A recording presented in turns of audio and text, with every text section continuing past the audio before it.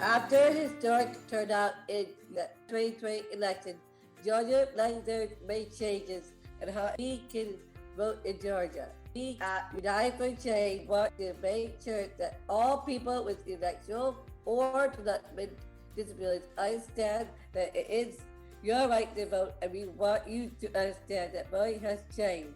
Laws were changed and how elections take place. New laws impact us as individual voters. The advocates and voting rights champions have been working hard and pushing back to make sure all voters still vote, just like you. There are now groups who are suing the state of Georgia, saying those laws are discriminating against people with disabilities, people of color, and people have low income. We want to make sure all self-advocates around Georgia know what those changes are, so your vote counts. We have an election this year for some office like mayor, city council members, or for local rules depending on where you live. We are not electing any statewide or U.S. position in 2021. That will be happening next year in 2022. There are 3 ways you can vote this year: by asking for and turning in absentee ballot by election day, in person doing early voting October 12th through the 29th at any polling place in your county, in person at your assigned voting place on election day, November the 2nd, 2021. In this video, we are going to talk about absentee voting. We have a separate video talking about the changes to in-person voting. First, we want to make sure that you know the rules have changed about who can help you complete the absentee ballot application. If you are a voter with a disability, you can ask anyone you choose to assist you to apply for and vote with absentee ballot. This person providing assistance must sign the oath on the application and put how they're related to the voter. Last year, because of the pandemic, the Secretary of State sent an absentee ballot application in the mail to everyone who was eligible to vote. If you want to vote by absentee ballot this year, you have to apply. The law changed about what you need on the application and how you cast your absentee ballot.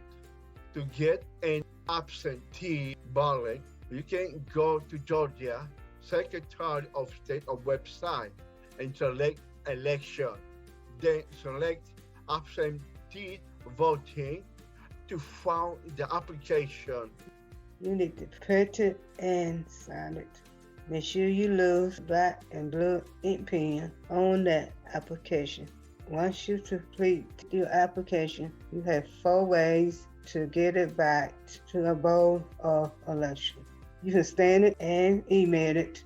You can mail it or fax it or hand deliver it to the county board of election office. You must provide your date of birth and your driver's license or state ID number on the application. Without a driver's license or state ID, you would need to send a copy of another picture ID, like a United States military ID or state of Georgia employee issued ID or a Georgia voter ID, a U.S. passport, or a travel ID.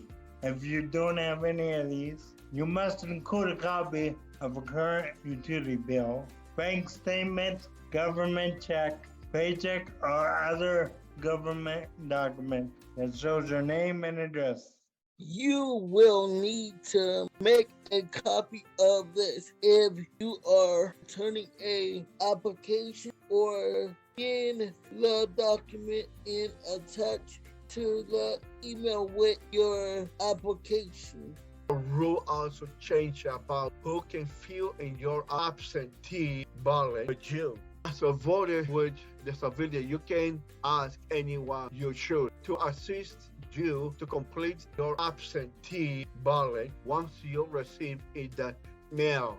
This person must sign to hold on the absentee ballot envelope. You will need your driver's license number, a state ID number, write it on the envelope that your ballots go in. Without your ID, you can send a copy of your relative ID, state of Georgia, employee issue ID, Georgia voter ID, U.S. passport, travel ID. If you do not have any of these, you can use certain documents that have your name and address, like a current utility bill or paycheck or bank statement, a government check, or other government document. All absentee ballots must be returned, received by election day on November 2nd, 2021. To return your ballot, you can either send it back to the mail or take it to a drop box. This year, drop boxes are only available during business hours. Ballot drop boxes are now required to be inside government offices that are locked and closed when the building is not open. You cannot drop off your ballot. As a voter with a disability, you can only get an authorized person to return your ballot for you.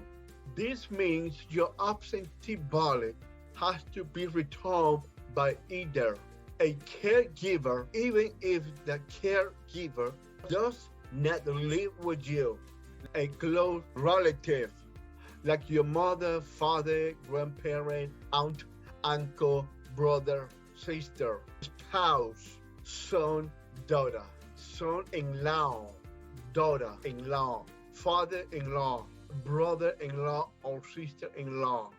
Or you can have someone else who live with you. This video was made by United for Change with support from Sangha and Unity Network, the Georgia Advocacy Office, and Georgia.